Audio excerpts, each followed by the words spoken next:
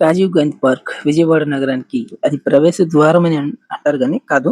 But అది ఎక్కడంటే ప్రకాశం barrage దాని ఆనకట్ట మీద హైవే పక్కన ఉండడము, అదే మార్గంలో ఈ కనకదుర్గమ్మ టెంపుల్ కూడా ఉండడం వల్ల ఈ బ్యారేజ్ కనకదుర్గమ్మ టెంపుల్ పక్కనే దానికి ఎంట్రన్స్ లోనే ఇది ఉండడం వల్ల ఈ రాజీవ్ గాంధీ పార్క్ కి చాలా ఆకర్షణీయంగా ఉండటంతో పాటు అక్కడ చాలా మంది ఆ పార్కులో ఈ ప్రకాశం బ్యారేజ్ పక్కనే ఉండడంతో దానికి చాలా ట్రిప్ లేదా 2 ప్రముఖ పర్యాటక ప్రాంతాలలో ఇది మూడో ప్లేస్ గా అక్కడ రావడం జరుగుతది. సో చాలా మంది అక్కడ దర్శనం కోసం వచ్చినోళ్ళు ఆ పార్క్ లో ఖచ్చితంగా స్టే చేస్తారు. అలాగా దాన్ని ఈ విఎంసి వాళ్ళు అంటే విజయవాడ మున్సిపల్ కార్పొరేషన్స్ వాళ్ళు దాన్ని అది ఆధునిక సౌకర్యాలతో నిరంతరం దానికి అభివృద్ధి చేయడంలో కొనసాగుతున్నారు. ఈ పార్కులోని మినీ జూ ఉంటుంది. పిల్లలకు జంతువులను దగ్గరగా చూపే అవకాశం ఉంటుంది.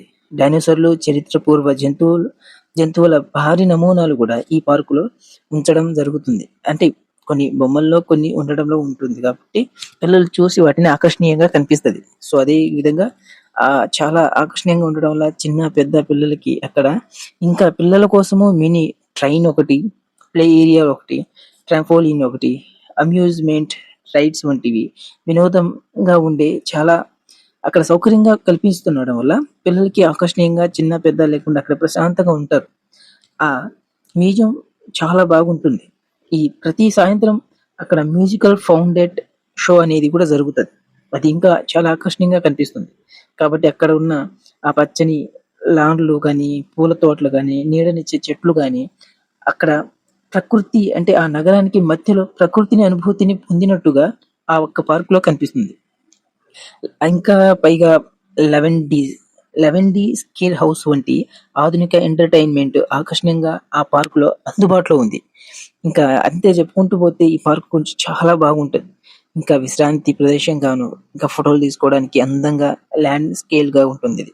కుటుంబాలు అంటే విహారాలు లేకపోతే పాఠశాల విద్యార్థులు ఎడ్యుకేషన్ టూర్లకు గాని ఇది ప్రముఖ గమ్యస్థానంగా అనేది ఒక బిరుదు వచ్చింది దీనికి. సో విజయవాడలో అత్యధికంగా అక్కడ దర్శించడానికి కనకదుర్గమ్మ టెంపుల్ దగ్గర ఎలా అయితే వస్తారో ఈ రాజీవ్ గాంధీ పార్క్ కూడా ఒకటిగా అక్కడ పబ్లిక్ పార్కులలో ఒకటిగా పేరు వచ్చింది. పైగా అందులో ఒక మినీ రైల్వే స్టేషన్ ఉంటుంది. అక్కడ మళ్ళీ పండిట్ నెహ్రూ బస్ స్టేషన్ కూడా అక్కడ సమీపంలోనే ఉండడంతో అక్కడ దగ్గరలో ఉండడం వల్ల అందరూ రావడం జరుగుతుంది. అది సులువుగాను చాలా దగ్గరలో ఉండడం వల్ల చాలా మంది వచ్చి చూడడం, ఆకర్షణీయంగా కనిపించడం, అది ప్రేక్షకులకు గాని అక్కడ వచ్చే వాళ్ళకి అందరికీను ఆకర్షణీయంగా ఉంటుంది. సో ఎంత ప్రసిద్ధిగా చాలా మంచి మెయింటెనెన్స్ తో ఈ మున్సిపల్ కార్పొరేషన్ వాళ్ళు దాన్ని నిర్వహించడం చాలా గొప్పగా ఉంది.